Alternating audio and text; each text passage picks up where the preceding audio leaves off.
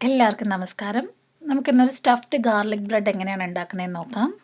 നമ്മളിതൊരു flower ഷേപ്പിലാണ് ചെയ്തെടുക്കുന്നത്. അപ്പം നല്ല സോഫ്റ്റ് ആൻഡ് ടേസ്റ്റി ഗാർലിക് ബ്രെഡിൻ്റെ റെസിപ്പി നമുക്ക് നോക്കാം. അപ്പോൾ ഇതിലാദ്യം ഞാൻ 3 ടേബിൾ സ്പൂൺ ബട്ടർ മെൽറ്റ് ചെയ്തെടുക്കുന്നുണ്ട്.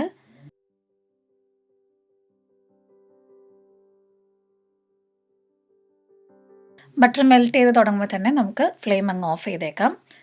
കരിഞ്ഞു പോകാതെ പ്രത്യേകം ശ്രദ്ധിക്കണം. ഇനി ഫ്ലെയിം ഓഫ് ചെയ്തതിന് ശേഷം നമുക്ക് ഇതിനകത്തേക്ക് ഒരു 3/4 കപ്പ് ചെറിയ ചൂടുള്ള പാൽ നമുക്ക് ആഡ് ചെയ്ത് കൊടുക്കാം. ഇതിലേക്ക് ഇനി 2 ടീസ്പൂൺ പഞ്ചസാര നമുക്ക് ആഡ് ചെയ്ത് കൊടുക്കാം. ഇതിൻ്റെ കൂടെ തന്നെ 1/2 ടീസ്പൂൺ ഉപ്പും കൂടി ഞാൻ ഇതിലേക്ക് ആഡ് ചെയ്ത് കൊടുക്കുന്നുണ്ട്. ഇനി ഈ പഞ്ചസാരയൊക്കെ നല്ലോണം അലിയുന്ന വരെ ഇത് നമുക്കൊന്ന് ഇളക്കി കൊടുക്കാം.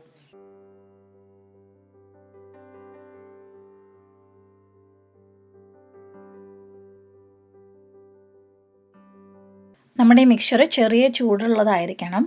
ഇതിനകത്തേക്ക് ഞാൻ 5 ഗ്രാം ഈസ്റ്റ് ആഡ് ചെയ്ത് കൊടുക്കുന്നുണ്ട്. ഞാൻ ആഡ് ചെയ്ത് കൊടുക്കുന്നത് ഇൻസ്റ്റൻറ്റ് ഈസ്റ്റാണ്.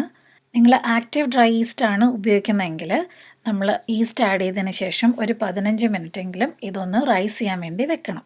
ഇൻസ്റ്റൻറ്റ് ഈസ്റ്റ് ആണെങ്കിൽ നമുക്ക് അപ്പം തന്നെ ഉപയോഗിക്കാം. ഈസ്റ്റ് എപ്പോഴും ആഡ് ചെയ്യുമ്പം ശ്രദ്ധിക്കാനുള്ളത് ചെറിയ ചൂടുള്ള ലിക്വിഡിലേക്ക് വേണം നമ്മൾ ഈസ്റ്റ് ആഡ് ചെയ്ത് കൊടുക്കാൻ. തണുത്തതാണെങ്കിൽ ഇത് ആക്ടിവേറ്റ് ആവില്ല. ഒത്തിരി ചൂടുള്ളതാണെങ്കിൽ ഈസ്റ്റ് എപ്പോഴും ചത്തുപോകത്തേ ഉള്ളൂ. അതുപോലെ ഈസ്റ്റ് ഒത്തിരി പഴകിയതല്ലെന്ന് ഉറപ്പ് വരുത്തുകയും വേണം. ഇത് നല്ലോണം ഒന്ന് മിക്സ് ചെയ്തിട്ട് ഇതിനകത്തേക്ക് നമുക്ക് ഒരു മുട്ട ആഡ് ചെയ്ത് കൊടുക്കാം. മുട്ടയെ നമുക്ക് നല്ലോണം ഒന്ന് ഇളക്കി ചേർത്ത് കൊടുക്കാം. ഞാനിവിടെ എടുത്തേക്കുന്നത് 2.25 കപ്പ് മൈദയാണ്. ഇനി ഒരു 1/4 കപ്പ് മൈദയും കൂടി നമുക്ക് ആവശ്യം വരും ലാസ്റ്റ്. ഈ മൈദയിലേക്ക് നമുക്ക് നമ്മുടെ വെറ്റ് ഇൻഗ്രീഡിയൻസ് ആഡ് ചെയ്ത് കൊടുക്കാം.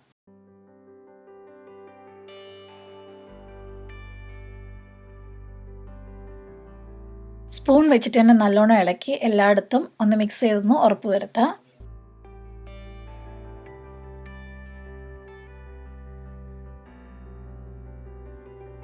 നമുക്കിനി ഇതൊരു ക്ലിംഗ് ഫിലിം വെച്ച് റാപ്പ് ചെയ്തിട്ട് 1 മണിക്കൂർ റെസ്റ്റ് ചെയ്യാൻ വെക്കാം. അപ്പോഴത്തേക്കും ഇത് ഡബിളായിട്ട് വരും.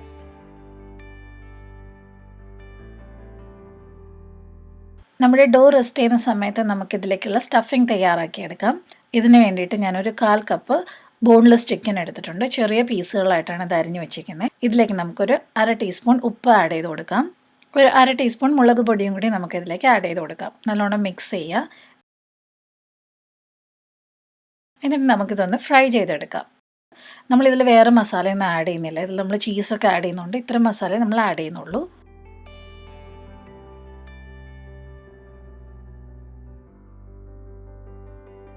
ഇതൊന്ന് ഹാഫ് ഫ്രൈ ആയി വരുമ്പം ഇതിനകത്തേക്ക് കുറച്ച് സ്പ്രിംഗ് ഓനിയൻ ഞാൻ ആഡ് ചെയ്തിട്ടുണ്ട്. ഒരു 2 table spoon spring onion add ചെയ്ത് കൊടുക്കുന്നുണ്ട്.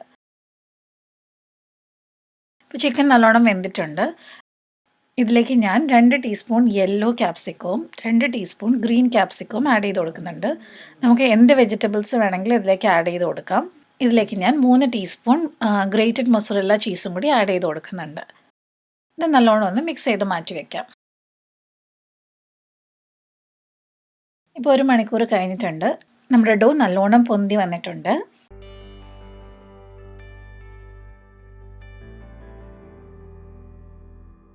ഇതിപ്പോൾ നല്ല സോഫ്റ്റ് ആയിട്ടുണ്ട്, പക്ഷെ ഭയങ്കര സ്റ്റിക്കിയാണ്.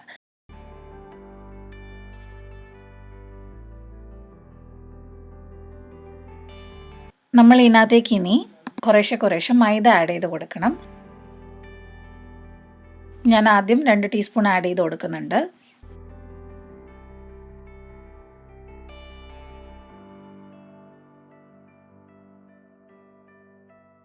നമ്മുടെ ബോർഡിലേക്ക് ഞാൻ 2 ടീസ്പൂൺ മൈദയും കൂടി ഇട്ടിട്ടുണ്ട്.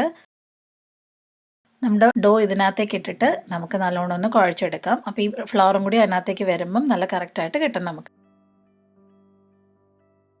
ഇപ്പോൾ ഇതാ ഡോ നമുക്ക് നല്ല പരുവായി കിട്ടിയിട്ടുണ്ട്. ഇതിനകത്ത് നിന്ന് നമുക്ക് ഓരോ ഉരുളകളായിട്ട് മാറ്റിയെടുക്കാം.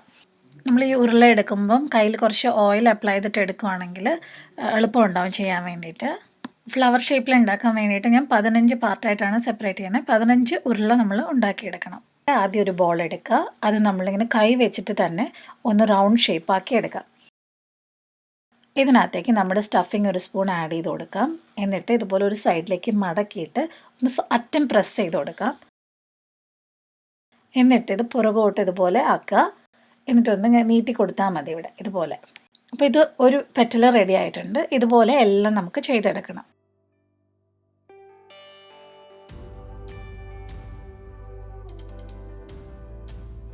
നടുക്കത്തെ ലെയറിൽ ഇതുപോലെ ഞാൻ 5 എണ്ണം വെച്ചിട്ടുണ്ട്. പിന്നെ ഓരോന്ന് ഇടയിലായിട്ട് ഇതുപോലെ വെച്ചൊരു ഫ്ലവറിൻ്റെ ഷേപ്പിൽ നമുക്ക് ആക്കിയെടുക്കാം.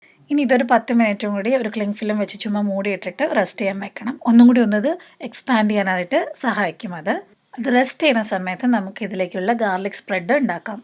ഇതിന് വേണ്ടിയിട്ട് ഒരു 5-6 അല്ലി വെളുത്തുള്ളി ഞാൻ ചെറുതായിട്ട് അരിഞ്ഞെടുക്കുന്നുണ്ട്. അതുപോലെ തന്നെ കുറച്ച് മല്ലിയിലയും കൂടി ഞാൻ ചെറുതായിട്ട് അരിഞ്ഞ് വയ്ക്കുന്നുണ്ട്. ഇത് നമുക്കൊരു 2 ടേബിൾ സ്പൂൺ ബട്ടർ മെൽറ്റ് ചെയ്തതിലേക്ക് ആഡ് ചെയ്തിട്ട് നല്ലോണം മിക്സ് ചെയ്ത് വെക്കാം. ഞാൻ കുറച്ച് ബ്ലാക്ക് ഒലീവ്സ് എടുത്ത് വെച്ചിട്ടുണ്ട്. ഇപ്പോൾ 10 മിനിറ്റ് കഴിഞ്ഞിട്ടുണ്ട്. നമ്മുടെ ബ്രെഡിന് പുറത്ത് നമുക്ക് ഈ ഗാർലിക്കിൻ്റെ പേസ്റ്റ് നമുക്കൊന്ന് തേച്ച് കൊടുക്കാം. എൻ്റെ ഓവൻ ഞാൻ ഓൾറെഡി പ്രീ ഹീറ്റ് ചെയ്തിട്ടേക്കുവാണ്. 180 ഡിഗ്രി സെൽഷ്യസിൽ പ്രീ ഹീറ്റ് ചെയ്തിട്ടിട്ടുണ്ട്. നമുക്ക് ഇനി ഇതിൻ്റെ പുറത്തേക്ക് നമ്മൾ എടുത്ത് വെച്ചിരിക്കുന്ന ഒലീവ്സും കൂടി എടുത്ത് ഒന്ന് ഡെക്കറേറ്റ് ചെയ്ത് കൊടുക്കാം. ഇത് ഞാൻ ഇനി ഓവനിലേക്ക് വെക്കുവാണ്. ഒരു 25 മിനിറ്റിൽ ഇത് റെഡിയായി കിട്ടും നമുക്ക്.